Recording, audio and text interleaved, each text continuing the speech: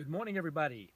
Gene Daddy here, and today uh, I have something I want to talk about. You know, the news cycle recently has been so intense and such a flurry. It has really been hard to keep up with everything. I've been wanting to put out videos, but just keeping up with the volume has not made it possible. So let me get into this one. Now, for those who know me, there's something that I have quite the reputation for, and that is the ability to annoy people and piss them the hell off. So today I plan on being on my A game, trust me, because I plan on pissing a lot of people off today. First, let me say that the tragedies of both George Floyd and Eric Garner are absolutely just devastating. Regardless of what they did, they should not, and I repeat, not have died in police custody. Now, that being said, I'm going to go forth today and piss people off by showing that there's a particular group where their emotions absolutely rule their intellect. The same way Mike Tyson rules the boxing ring, this group, their emotions completely rule their intellect. And what am I talking about? You ready? Black people are stupid. Yes, I said it.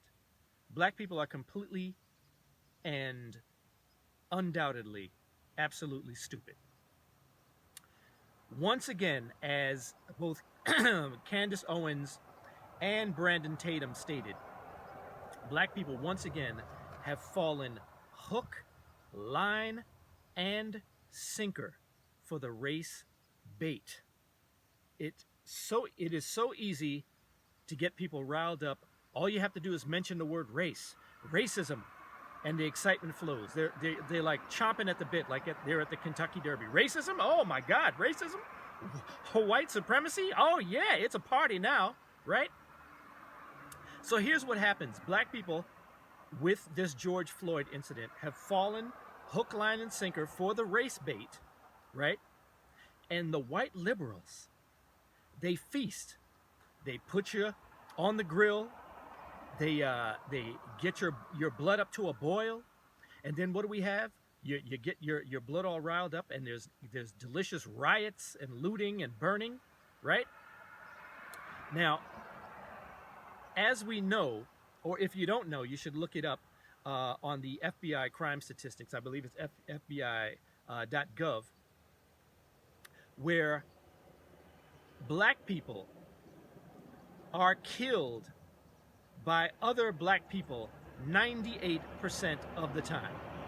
If anybody's going to kill a black person, it's going to be another black person. 90% murder rate of black people against other black people. Now, of course, that doesn't warrant looting or rioting or burning. Now, why? Well, thank you for asking. Now, we have two things that I have come up with, two dynamics in this. One I call the prize and one I call the jackpot. The prize is when any random white person is involved in the killing, like Dylan Roof, for example.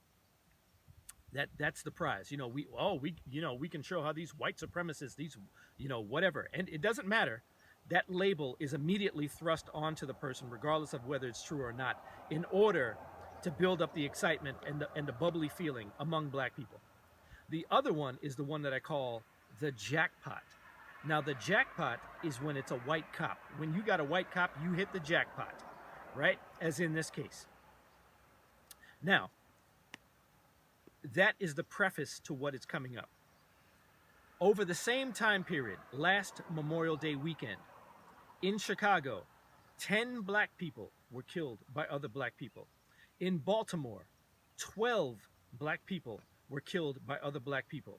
In Paterson, New Jersey, I just found out yesterday, the day before yesterday, Wednesday and Thursday of this week, the Trinitarios Dominican gang killed 2 people on 2 separate days. On Wednesday and Thursday, they killed 2 people. One kid was 17 years old. I don't know the age of the other one, but at least one or both of them were hacked to death with machetes. All right? And of course, we all remember back in 2004, 2005, in the genocide in Darfur and Rwanda. Thousands upon thousands upon thousands upon thousands upon thousands of black people were killed and genocided. By whom? Thank you for asking. That's right. Other black people. Now, what do these all have in common? They all have in common the fact, a few things. Number one, Chicago is not burning. The last time Chicago burned, some cow kicked over a lamp. Chicago is not burning. There is no looting or rioting in Chicago over the 10 black people who were killed by other black people. Baltimore is still standing. There is no burning and looting in Baltimore over the 12 black people who were killed by other black people. In Paterson, New Jersey, Paterson is still standing. There's no burning and looting in Paterson, New Jersey over the 2 deaths of those Dominicans killed by other Dominicans. And there damn sure wasn't any rioting or looting over the genocide in Darfur. And why is that? Well, thank you for asking again. The reason why is simple. There was no jackpot. There was no white police officer. There was no white person to place the blame upon. Now, what does that have to do with anything? I was arguing with somebody yesterday who said, well, the police are supposed to be held to a higher standard. So if the police are supposed to be held to a higher standard, what does that mean? That you are lowering the standard for your own people? Is that why you don't protest? Is that the only reason it's worthwhile to protest when one black person is killed by a single jackpot white police officer? Is that the only reason to protest? Okay, it sounds to me more like the jackpot is your excuse to absolve yourself of personal responsibility. That now you have something to rally around and deflect the fact that you are not assigning any blame, any personal responsibility, any accountability for your own people. This is what gets black people excited. Okay? Now, if black people were, because here's the twist, if black people were to hold themselves by the same standard that they consider these white police officers, that would mean, of course, that once you self-regulate, then the victim card, the victim status goes right away.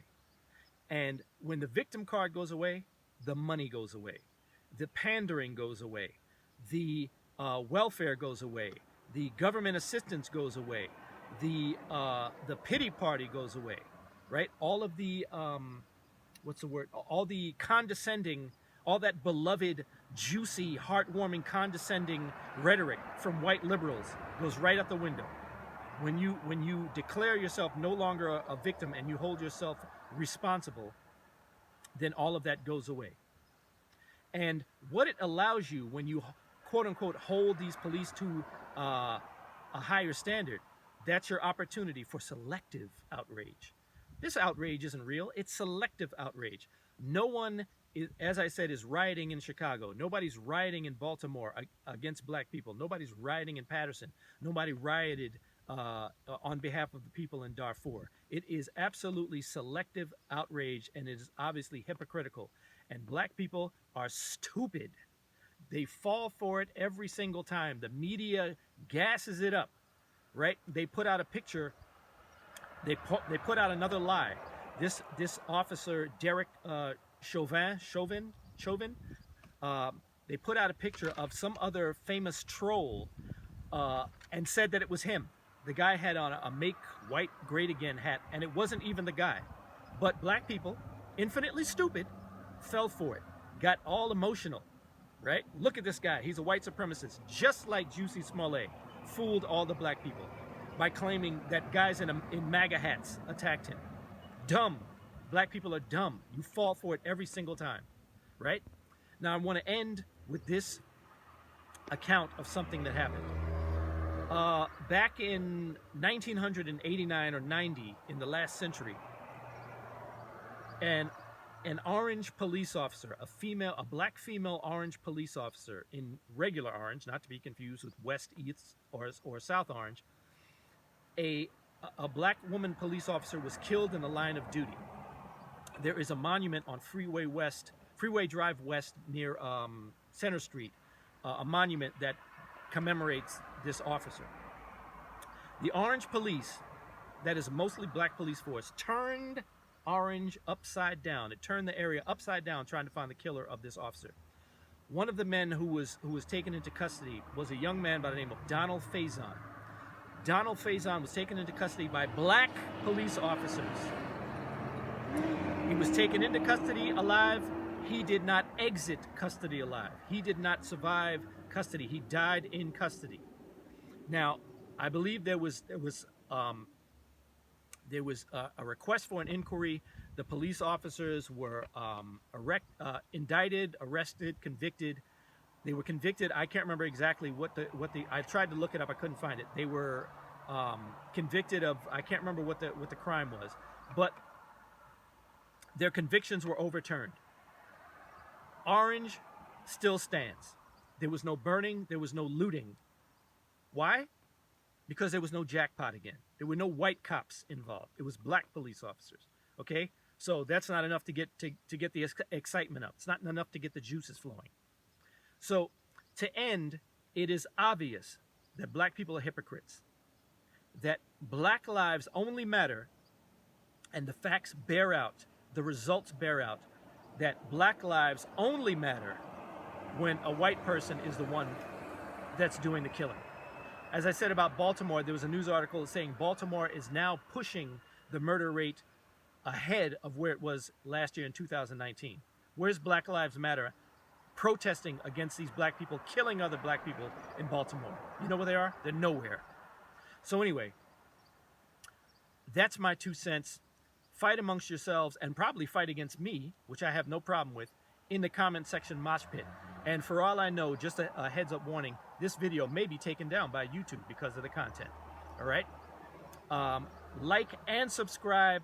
And I'm Gene Daddy, and I am out.